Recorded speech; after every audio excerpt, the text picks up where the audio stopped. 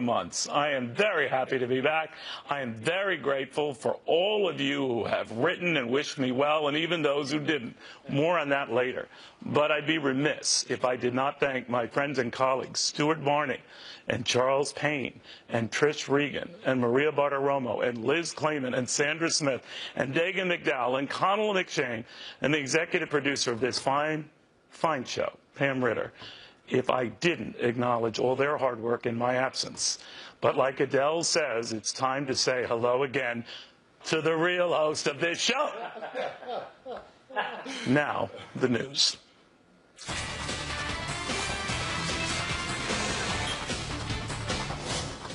You know, someone said it's like riding a bike. Even if you're gone for a few months, you get the hang of it. I got the hang of it. I love it. I love you guys and all your support. I really do mean that. And it comes on a day this campaign is heating up. I felt bad missing the conventions. I don't feel bad missing this latest drama, and it involves one Hillary Clinton going after Donald Trump and specifically talking more and more with reporters, this time about these investigations and whether there's much ado about nothing. Listen to this.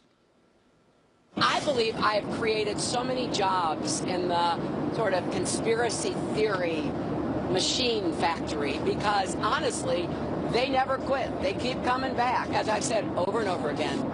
It doesn't matter how many times you ask me and how you ask me, these issues will be decided after the election. All right, as many of you know, we always want to hear from both sides. If we're only getting one side, we drop it. We've got both sides. Mark Cuban defending Hillary Clinton, the billionaire Mavericks owner, here to say, wait a minute, don't do the pylon thing. He's here, but first, former Republican presidential candidate Pat Buchanan in Washington with the fallout from all of this. Well, she's talking more, Patrick, to the press, but she was pretty defiant today. What do you think? Well, first, welcome back, my friend. Thank you very much. Good to see you after your summer. I think she's doing a wise thing, and I think a necessary thing in meeting more with the press. She's gone with 6 or 8 months without speaking with the press. But this matter of the Clinton Foundation is a very serious matter, and you've got thousands of emails that have been discovered, and she herself said there's a lot of smoke there but no fire. These are going to be rolling out. I think there's a real serious potential for an explosion this fall, Neil, and if not then, I mean, these are going to, if she won the presidency, you're going to have these come out all the way in the first months of her presidency. I think you got a real potential down the road with this foundation for an independent counsel in the first year of a Clinton administration, if there were one. But, Pat, has the FBI reviewed these, the ones that are being released in this multi-thousand email wave? I think they have. Certainly they have some of them, but when they start dropping them out, you've got people who are experts on these and are making connections. All you need, Neil, is one quid pro quo for something done by the State Department for someone who contributed to the foundation that looks like it's a possible bribe, and all of a sudden you've got enough information there, if she's President of the United States, to call an independent counsel. This is somewhat like the Nixon tapes.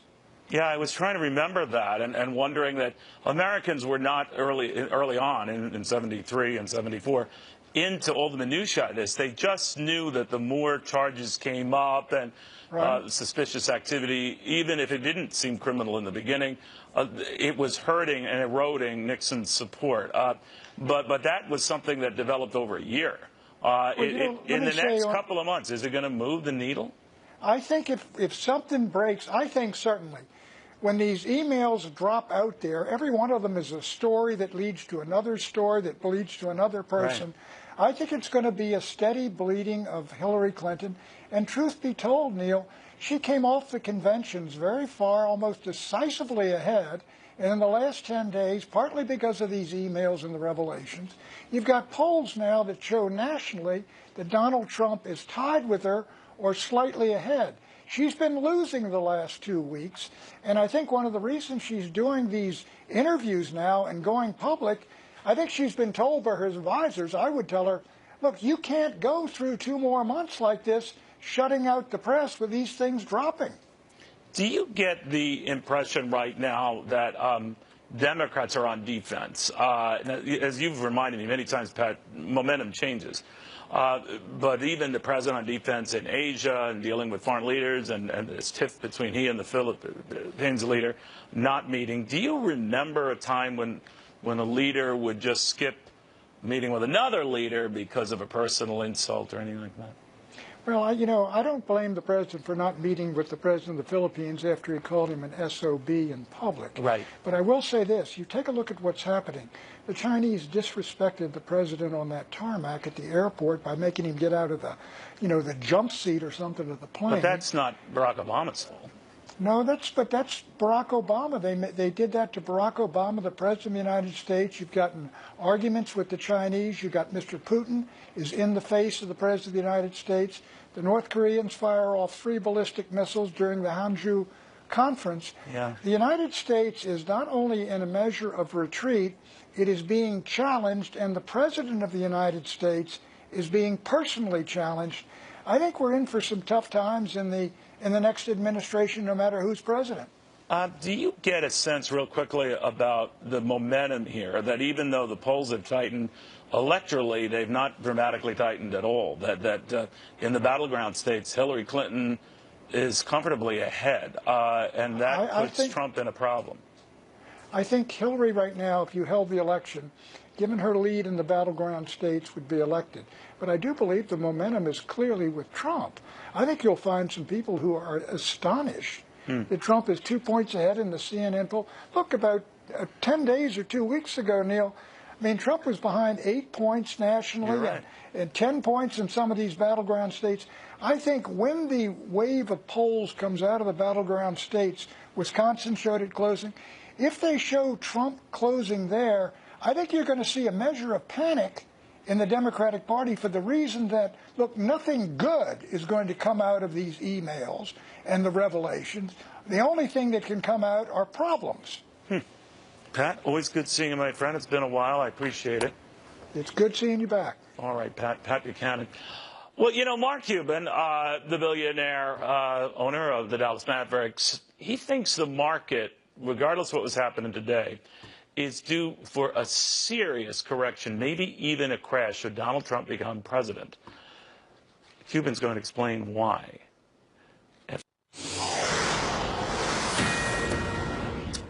Say this about Mark Cuban. He speaks his mind, whether you agree or disagree. What's odd is about a year ago, he had no real apparent problem with Donald Trump, but now he's been very critical of Donald Trump, especially Trump's style, this sort of Seinfeld campaign he told me about some time ago that's all about nothing.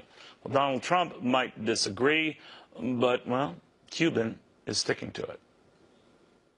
Donald has done a great job of setting the agenda for the media. The guy is a master at headline porn.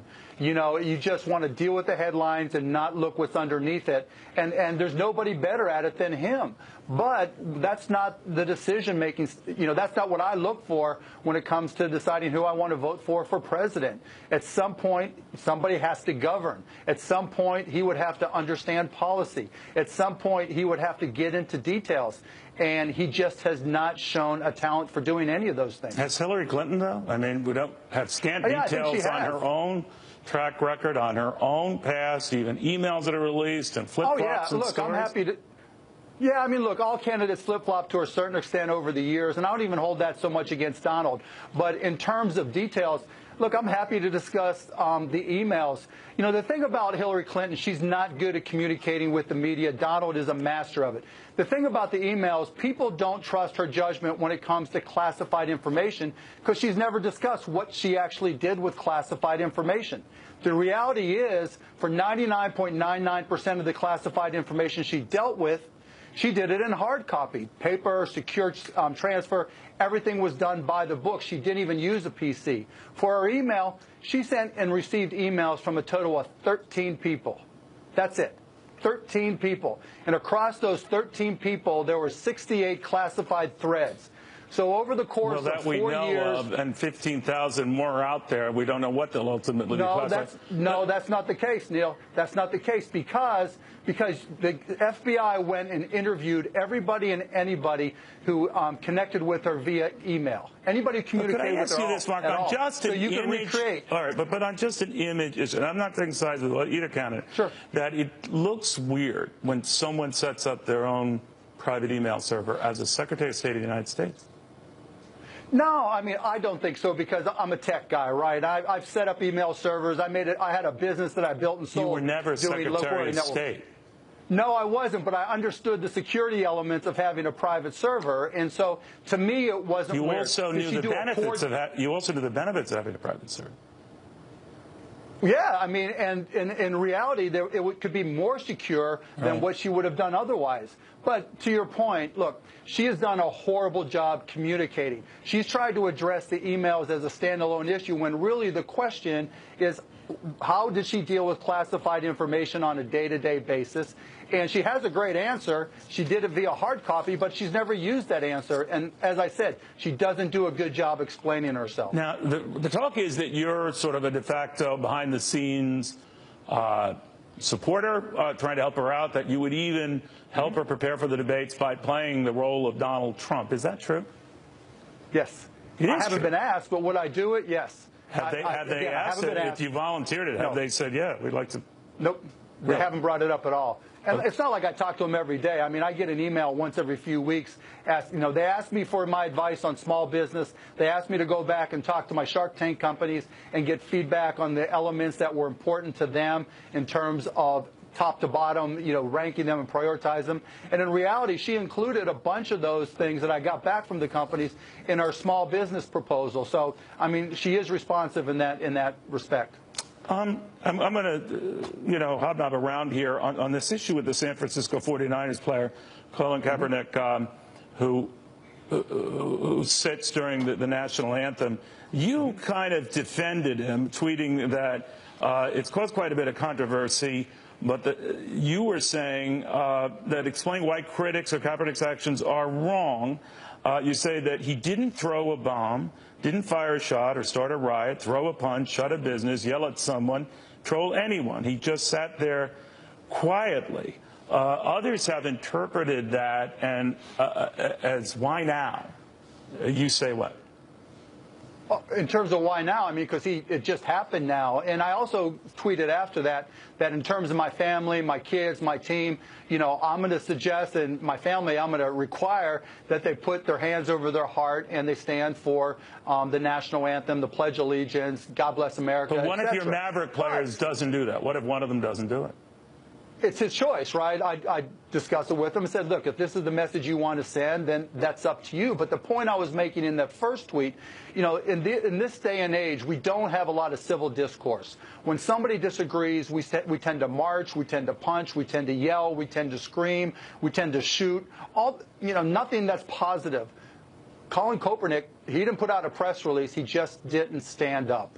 And my point was, I respect somebody who, if you're going to take issue with something, it's particularly as important as standing for the national anthem, he did it in a nonviolent manner. When so many other people are, creating conflict and, causing situations that can lead to harm or, if not death, he did it in a nonviolent manner, and I think that's a positive. Mark, I was I'm not intentionally, I'm sure, but you pick fights with a lot of folks. Jack Welch, the latest, when you were taking him on for attacking the Clinton Foundation and this idea that those who have helped the foundation had a pay-for-play reward, and you wanted him to prove it, and unless he could prove it, he was throwing, false accusations. Is that the gist of it?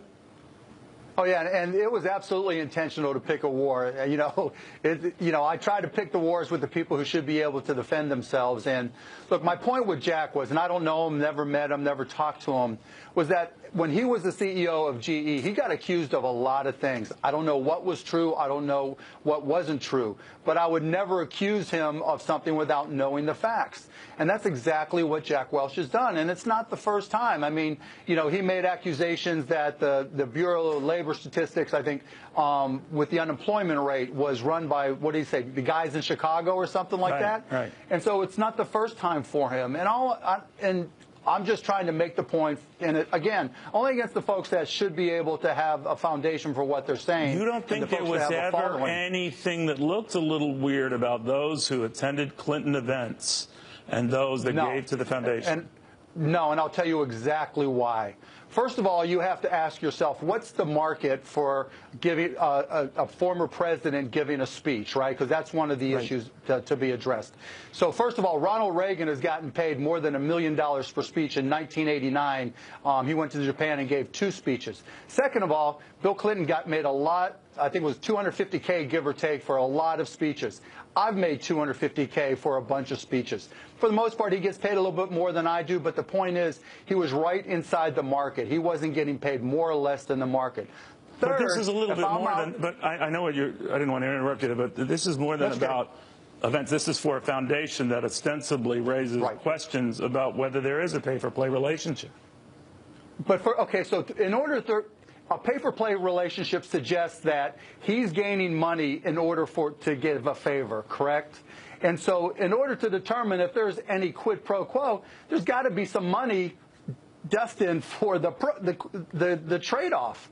And my point is, if I'm the former president of the United States, who has had a lot of experience, creating health initiatives around the world and has a phenomenal brand, one of the best brands globally of anybody ever, for him to go to a foreign nation and say, look, if you give to my foundation, I'm going to provide you support. I'm going to provide you brand support. I'm going to help you with your health initiatives. You're going to be perceived in a much more positive light because you're working for me. And what I'd like for you to do when his wife makes an appearance as a future candidate, I guess we can argue this back and forth, so I won't waste your time on that. But Neil, they've been investigated more than anybody. They've turned over all their emails. They've talked to everybody who's ever emailed them, and there's been no support. Didn't turn them over. It took multiple court orders to get the latest batch we have. But Neil, okay, so but Neil, I really want to make this point. Sure. The FBI talked to everybody that she emailed. So whenever you email, there's 2 sides, right? There's the sender and the receiver. So this is not a big deal to you. This is not a big deal. It raised questions about our non-event. All right. On the markets in general, are you worried after a pretty quiet August? You're a pretty good investor, that we're in for a rocky fall. Everyone worries about that as we get to the fall. Are you? Yes, absolutely, because we don't know what we don't know. I think there are so many external global influences on our market. What money comes here when there's uncertainty overseas, what money goes into treasuries, and where does it go if, rates go higher or lower. And then there's the uncertainty of the election. I mean, I have my Trump hedge on. In the event Donald wins, I have no doubt in my mind the market tanks. And so I literally have put on a more than 100% hedge that I'll put on stronger if it looks like there's a better chance. What does that mean? Donald Trump wins in November. What is Mark Cuban doing? Mark Cuban, if the polls look like there's a decent chance that Donald could win, I'll put a huge hedge on that's over 100% of my equity positions and my bond position as well that protects me just in case he wins. What's so horrible about that prospect? I just think all the uncertainty. I mean, we don't know what Donald Trump's plans are. And just right now, all we know are a little bit about his immigration, which tends to change on a day-to-day basis. And we know he's going to reduce taxes significantly. When you reduce taxes significantly, there's a timeline involved. Everybody's going to put off, selling and doing anything until next year because of the drop in tax rates, if he's able to get it passed. And because of that, you're going to see a huge sell-off, I think, in stocks because people will take advantage of any type of tax gain. And then who knows if the flip side comes through to prop it back up. I don't know. And I can go through 20 other things, but the bottom line is, of all the things we can discuss, the one thing the markets hate is uncertainty. And right now, with Donald, there's uncertainty. And then on the global peace basis, all he has to do is say the wrong thing one time and you never know. History can be a fickle thing. Mark Cuban, thank you so much for taking the time, my friend. I very much appreciate it. Anytime, Neil. Continued success. And I'm so glad you're back. Continued health. Thank you, my friend. Dr. Ben Carson, a big Donald Trump supporter, former 2016 presidential candidate in his own right, might disagree with that. Dr. Carson, good to have you. Well, good to have you back, Neil. It's great to hear your voice again. Thank you very much, Doctor. All right, you heard what Cuban was saying, that there's so much uncertainty around the prospect of a Trump presidency that on his election, should it come to that, people are going to panic and just sell stock. What do you think? Well, you know, he articulates very well the concerns of many of the never Trump people and some of the Republicans that don't want to go his way, because they would much prefer to have certainty, even if it's certainty that's enveloped in corruption. And, you know, that's what Hillary Clinton represents for them. But they know what she's going to do. They know that she can be controlled, she can be bought. Now, when you bring someone in like Donald Trump, you know, he's a wild card. And, you know, they haven't faced this for a very, very long time. They don't know what to do. But a lot of them don't know what to do because he's not been consistent on issues of whether he could trigger a trade war, whether he wants to take retaliatory action against companies that hire abroad. So they're confused. How can you allay them, as someone who supports Mr. Trump, of their concerns that he's not going to be crazy? Well, I think if you talk to him, when you sit down and talk to him and you ferret these things out, for instance, he talks about penalties for companies that go overseas. But when you sit down and talk to him, you recognize that he's saying, let's fix the environment that's forcing them to go overseas. And if they still choose to do that, let's make sure that we penalize them. But that's not what he said in the very necessarily come through. I'm sorry, Doctor, but that's not what he said in the very beginning when you guys were debating on the same stage. You were still in the race. He was going to penalize them first, that if you dare go abroad, or in the case of Ford, go into Mexico, I'm going to zap a tax on you for doing so. Do you think maybe with the best of intentions he is sending mixed messages? He's confusing people. Well, he's sending messages that a non-politician might send by not laying the foundation very frequently for the things that he says. When you come back and you talk to him and you ferret it out, you find out that the foundation is there. But he just is in the process of learning how to lay that foundation first. Dr. Well, I still have you. Barack Obama decided not to meet with the leader of the Philippines in Asia because this guy had said a lot of horrible stuff about the president and his mother and all of this, and he decided not to meet with him. Now, leaders always have personal gripes with one another, but they ultimately do meet with him. Do you agree with the president that given the harsh tone of the Philippine leader's remarks, that he's perfectly justified, that is President Obama, to say, no, I'm not going to meet with you, you're a gabon? He didn't say certainly he has a right. Certainly he has the right not to meet with him, or he has the right to be a bigger person and not necessarily let your actions be dictated by someone who is perhaps not acting in the most mature fashion. Well put, Dr. Carson. Great seeing you again. Thank you. Okay, you too, Neil. All right, Dr. Ben Carson, speaking of doctors, is one who I am very grateful to. I'm going to tell you about him. Clinton's team tried to manage a showdown on Capitol Hill. And the dozens of lawsuits now underway that could expose thousands of more documents ahead of the election. Plus new polling, including a national survey that shows Donald Trump in the lead, and how both sides are focusing hard on those swing battleground states, which might include, according to one survey, Texas. Also, the story of a murder suspect who broke his handcuffs, escaped from a locked room, and then stole a pickup truck to make his getaway. He is still on the run now. It's all ahead in the next hour, right here.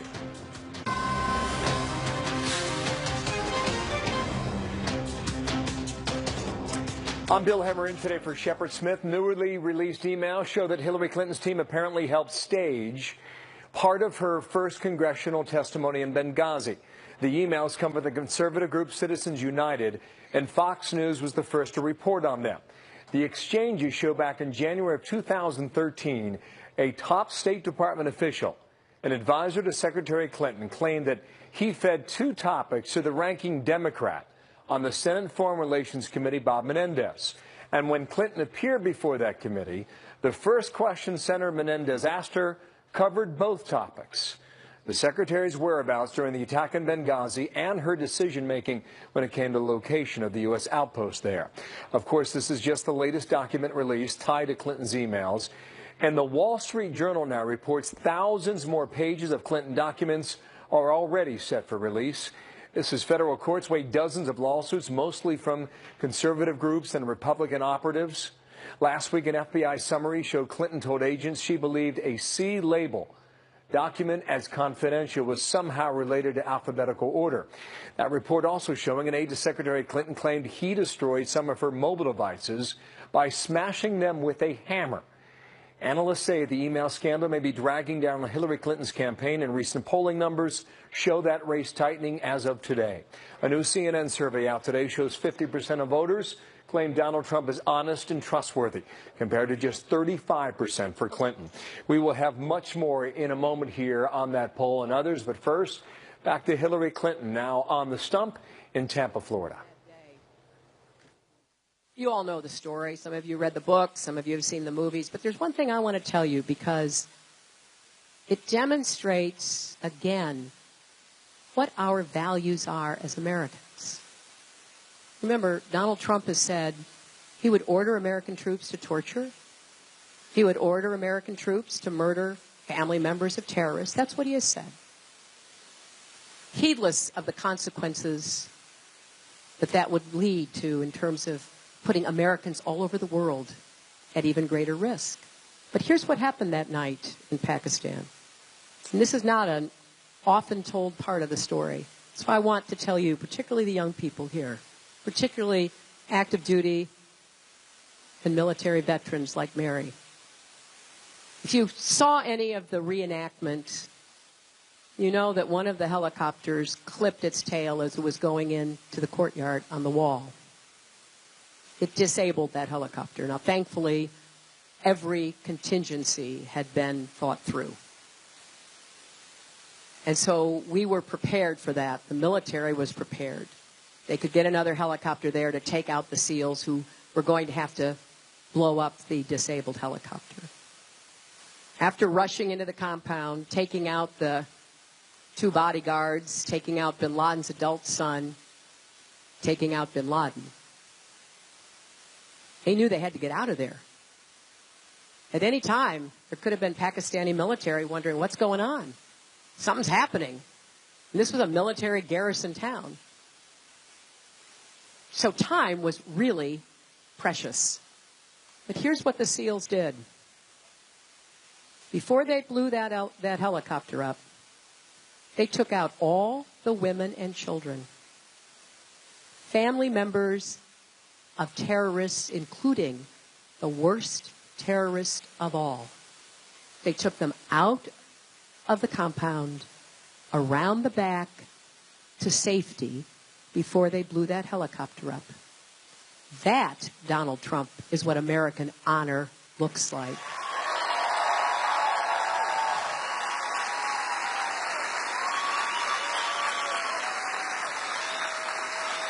I want to mention just 3 other threats. One threat here right at home, the epidemic of gun violence. And we have got to have comprehensive background checks, close the gun show loophole, close the online loophole, and the ability of people on the terrorist watch list buying a gun in America.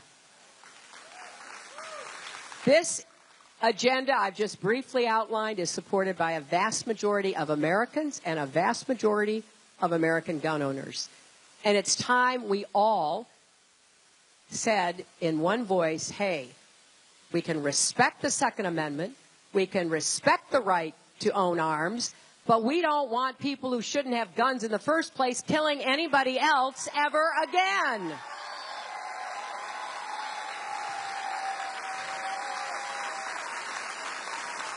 Another threat to our country is climate change. 2015 was the hottest year on record, and the science is clear. It's real. It's wreaking havoc on communities across America. Last week's hurricane was another reminder of the devastation that extreme weather can cause, and I send my thoughts and prayers to everyone affected by Hermine.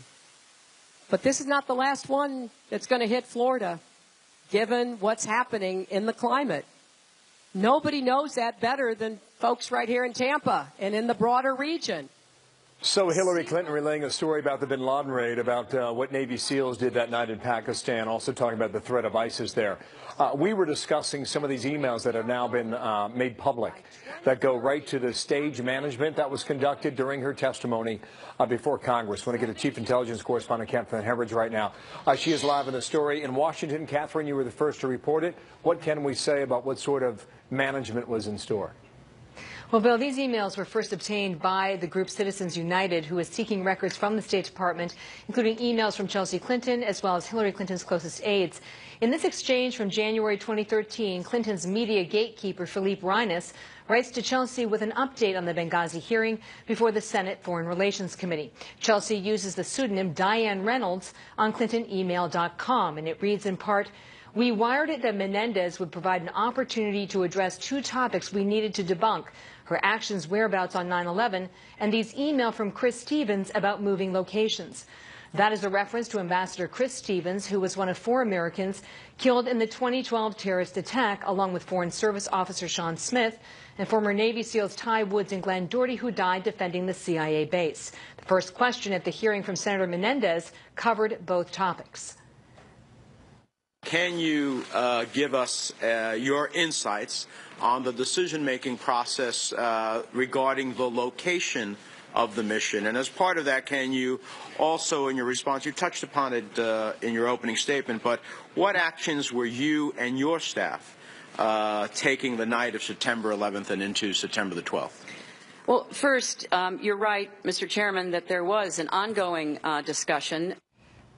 Also today, the chairman of the House Government Oversight Committee has written to the U.S. Attorney here in Washington, asking him to investigate whether Clinton and her team obstructed justice by deleting thousands of emails that were subject to a court preservation order.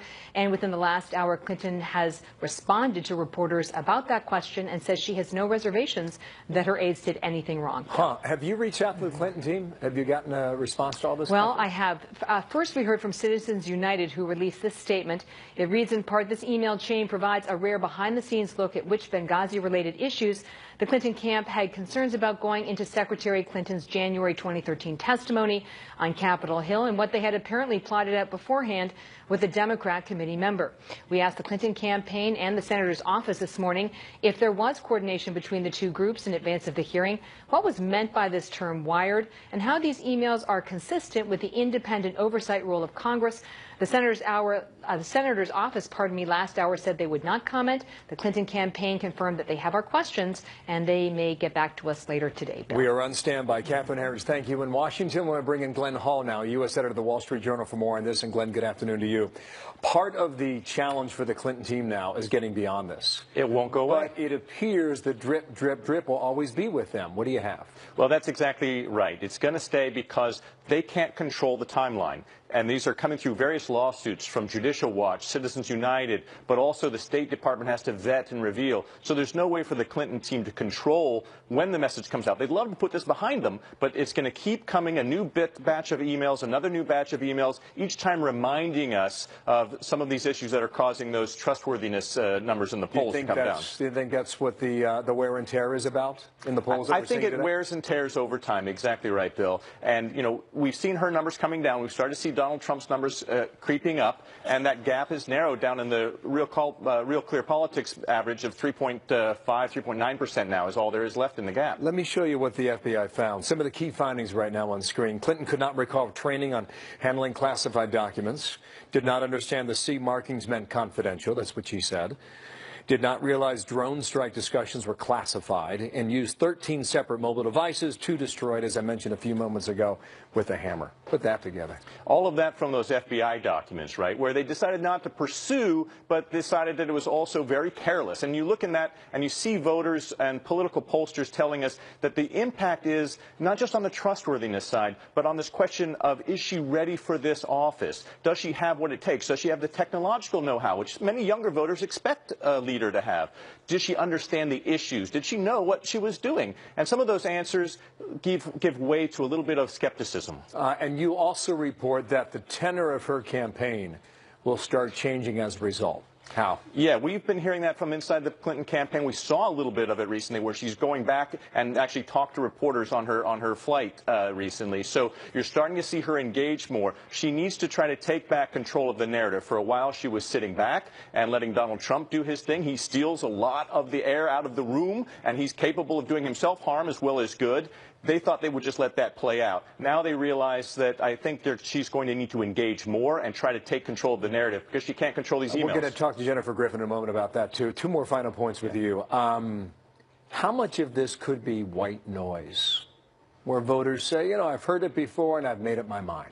There's a lot in these emails that isn't new, for sure. It just repeats and reminds us of the issues that came out. It reminds voters of the way that the Clintons have tried to manipulate and control outcomes. You know, you saw that with the Menendez discussion you just had. So this sense of her being a political insider in a year when people are against political insiders can do harm. That's an interesting point, because Jerry Seib, your colleague, writes today, the most highly qualified presidential candidate in years, or a slippery and secretive insider in a year when people are seeking authenticity and truth-telling above all else.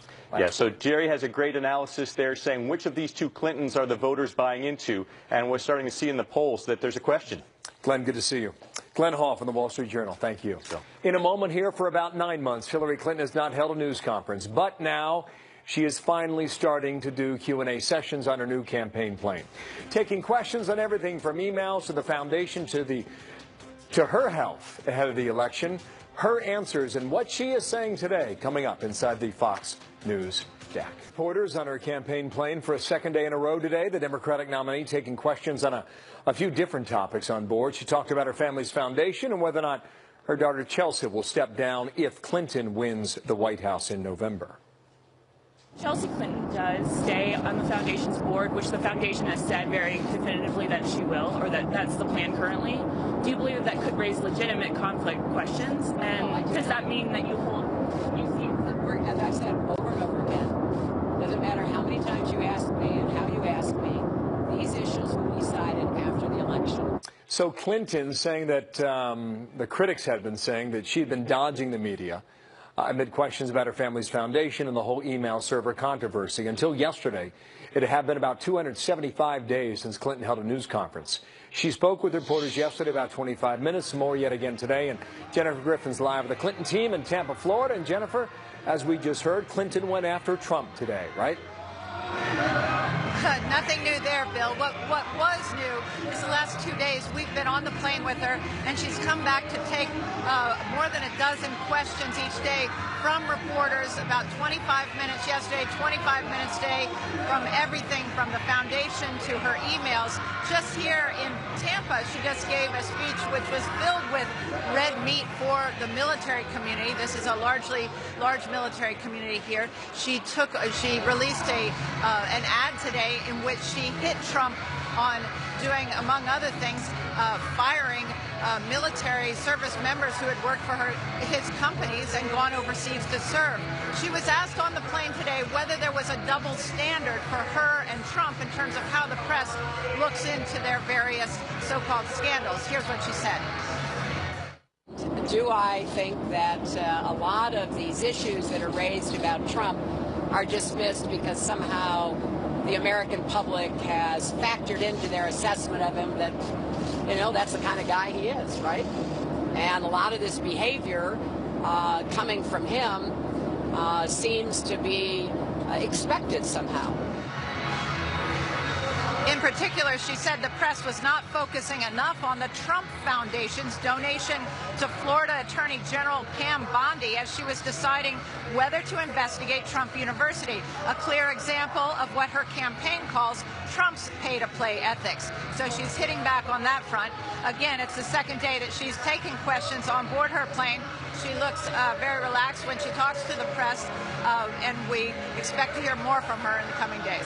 Was she asked about the recent polling and the dip in those polls, Jennifer?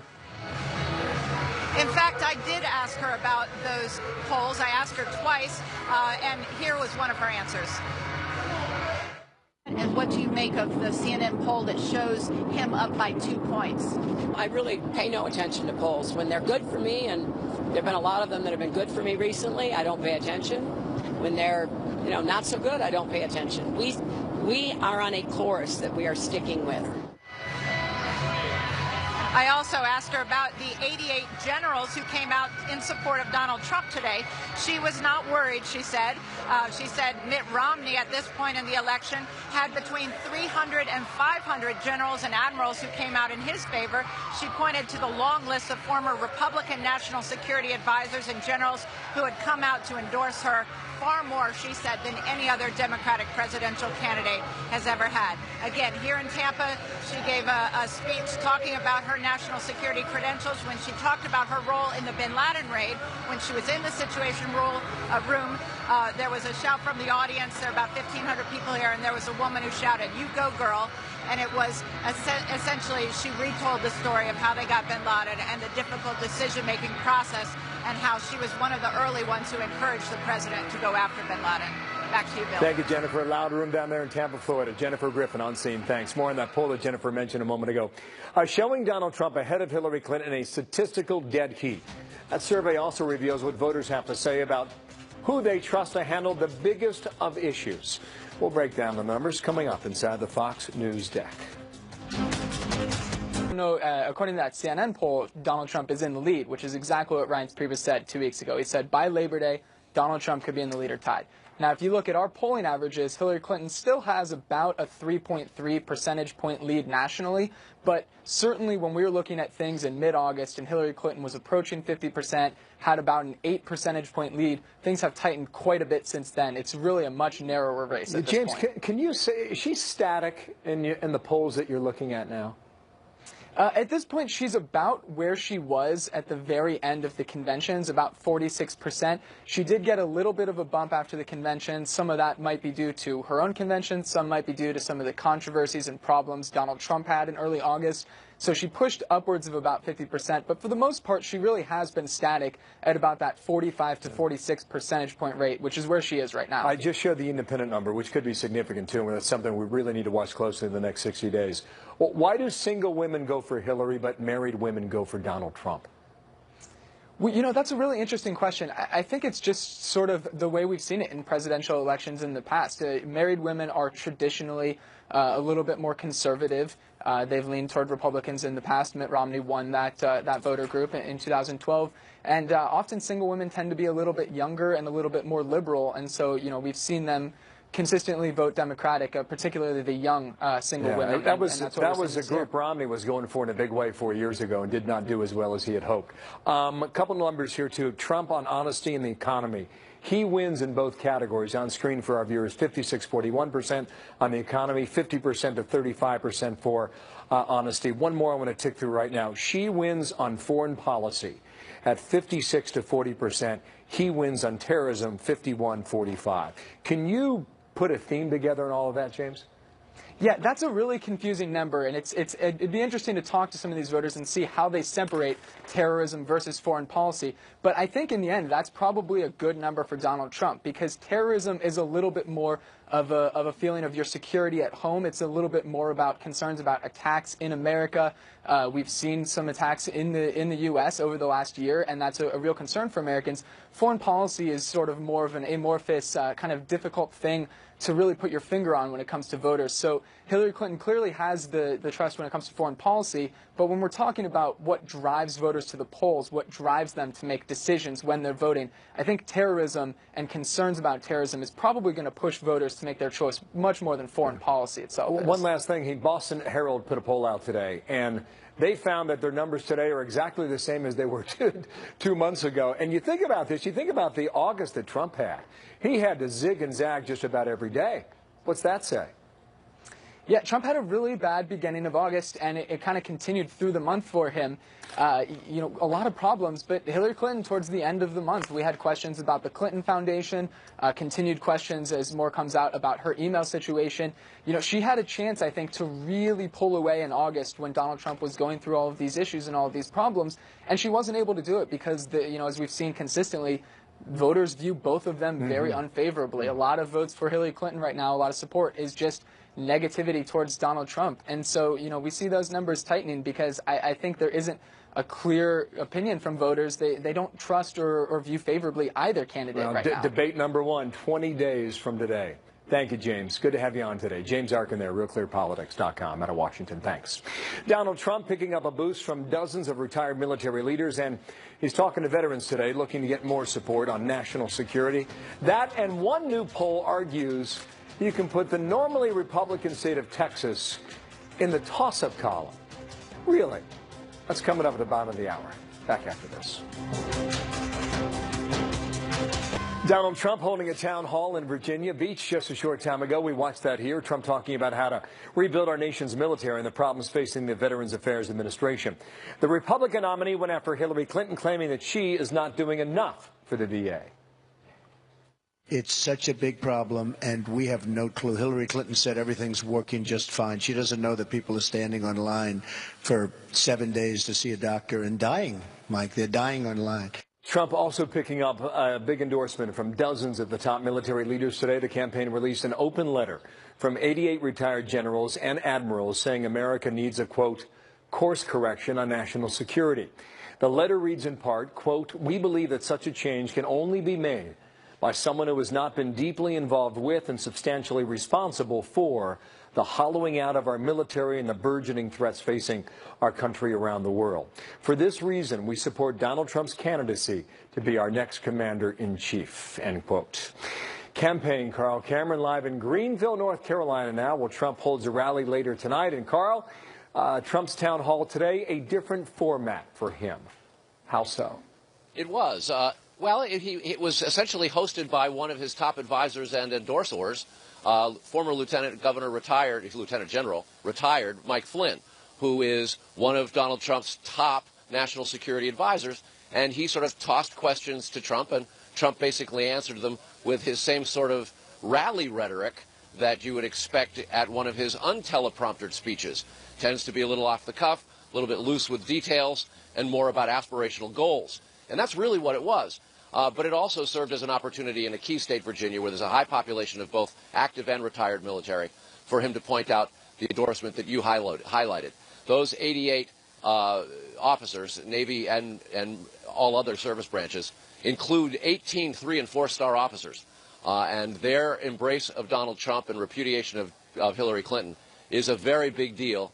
And the fact that it comes after Labor Day is by design. Both campaigns are ramping up very aggressively. You are in North Carolina, and you've got Virginia to the north. And you can give Pennsylvania and Ohio and Florida a lot of attention. But you have to win where you are as well in order for, to win the White House, plain and simple. For decades, Republicans have said, you got to win Ohio, Florida, and Pennsylvania. This time around, they've added North Carolina, and Virginia is equally important. Virginia and North Carolina particularly are states that used to be fairly rock-ribbed conservative, but over the course of the last 10 to 15 years, both of them have begun to have a demographic shift, particularly in Virginia in the northern part of the state, Northern Virginia. There are a lot more Democrats and a lot more liberals than the history of Virginia has ever faced. And the same thing is happening in North Carolina. There's been a big demographic change. Younger families, more minorities. It's changing the composite of the vote. And both of these two states are very, very close. In fact, the most recent polls in Virginia show that Trump is trailing to Clinton. And it's virtually neck and neck here. There's a couple of polls that show that Trump's got an edge. There's a couple that show that Hillary have an edge. But the fact that they're in play is really what's important. It's an opportunity for the Democrats to expand their battlefield and a necessity for Trump to protect his flank. These are states that he cannot lose. 4 of them, for sure, including North Carolina, Pennsylvania, Iowa, and Florida. Add in Virginia, because it's also an East Coast voting state, which means it votes early. And Trump needs to have a big bandwagon and momentum building across the state on election night, because when we get out into the West, states like Colorado and New Mexico don't want to hear that states like North Carolina and Virginia went into the Democratic column, Bill. North Carolina starts early voting at the end of this week. It's coming up fast. Thank you, Carl Cameron. They're live in Carolina. Hillary Clinton now seems to be putting up a fight in some states that traditionally vote Republican. A new poll finds that even Texas could be in play this year. That state hasn't voted Democratic in a presidential race since 1976. The Washington Post now lists Texas and these other states, which we've marked in yellow, as toss-ups. Among them, states that usually vote Republican, like Georgia and Mississippi.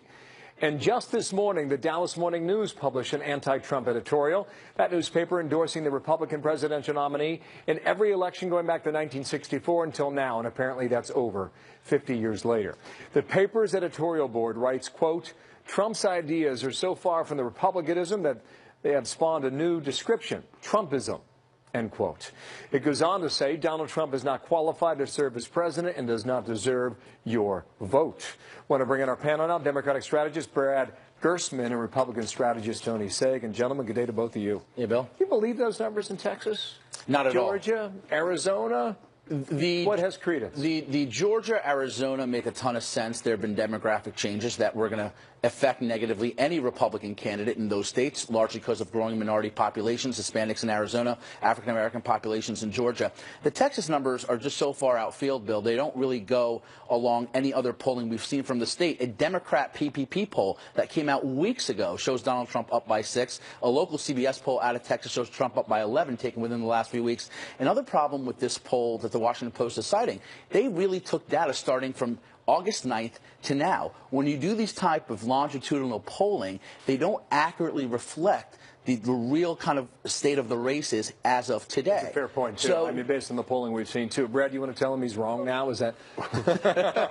Well, this is really the narrative of the Republican Party, is that the polls are all wrong and that this is something that, you know, as we parse apart some of the details, it makes a difference. But when you look at the 50,000-foot view and you see what's going on across the country and why is this happening and why are these traditional red states looking more purple and possibly blue, it's because people, the Republicans, the rank-and-file Republicans themselves are running from Donald Trump, and they're stating publicly that they're going to vote for Hillary You know, Clinton. if you go deep in that CNN poll earlier today, you find that Donald Trump has locked down 90% of Republican voters. Hillary Clinton's locked down 92% of Democratic voters. But if that's true, then he's closed the loop on that. And look at what your earlier guest said. You have in a lot of these states double-digit leads among independent voters in Donald Trump's favor. In the most critical swing states like Pennsylvania and Ohio, you have double-digit leads again among independent voters for Trump. You want to talk about polls? I'm delighted to. Donald Trump has swung in 1 month an 11-point swing from where he was in the beginning of August to where he is now. He now leads Hillary Clinton in that CNN RC poll by 2 points. She led him by 9 a month ago. The polling trajectory actually is affirmatively in Donald Trump's favor. What we want to talk about state by state is those state polls lag behind the national numbers. That's just the traditional fact in analyzing polling. But you want to even expand beyond that. Look at the other states we're not talking about. The blue states like Michigan, Ohio, Pennsylvania, Iowa, all now within the statistical margin of error. Florida, some state polling coming out of Florida and Ohio actually now show Donald Trump 3 to 4 points in some cases ahead. So it's moving in the right direction. And if that is true, and there is movement in this, Brad, what accounts for that? Is it the emails? Well, listen, the Republicans have done a terrific job, and I think you're hitting the nail on the head. The Republicans, look, give them credit. They've done a terrific job in continuing to hammer Hillary over the head, the things that, you know, that have been, she's been hit over the head for weeks, months, and years. So they keep, you know, reviving that. But on the other hand, Hillary's making a couple of mistakes. I mean, she's staying very quiet. This can't be a rose garden or a secretive kind of campaign. So you didn't like by nature, where she went away this No, I don't like that at all. I don't think that's something that you should be doing. Everything is so fast and fluid. You have to be out in front in politics these days, and the news cycles are so fluid. Now, Trump has made some major missteps, but on the other hand, at least he's staying out in front of the news, and Hillary's staying in the background. So here's my point, is what Hillary's going to be doing. Hillary's going to now start stepping out, and I think the debate's going to be a great opportunity to see the two head-to-head, and I think that's going to be a new start. To both of you and to viewers watching at home, if you want to take it up to 50,000 feet, as you suggest, Brad, where is this race today, Tony? It's a total toss-up. Coin flip? It's the fairest way to analyze this is Hillary started the post-convention period with a significant double-digit lead. Donald Trump has erased that lead up to Labor Day now. We start this as a toss-up race with him on the right trajectory. She certainly has some advantages in organization, the traditional aspects of campaigning and fundraising, but he's grabbed the narrative. He owns all the macro dynamics of this race, the issues, the enthusiasm, and Hillary knows she needs to motivate Democrats. So just watch where Bill Clinton goes. Watch where Tim Kaine goes. They're going to very niche pockets in these swing states where they know they need to motivate largely minority voters, because for her, this is going to be getting more Democrats out than convincing independents. Quickly, and I've got to run here. Is it a coin toss? There's no coin toss. This is a landslide, and this is not just a matter of whether Hillary wins. It's by how much, and that's what the Democrats are working on. Gentlemen, thanks to both of you. I thought you would mix it up a little more. You're a little civil after the weekend. Thank you, Tony. Thank you. Thank you, Brad.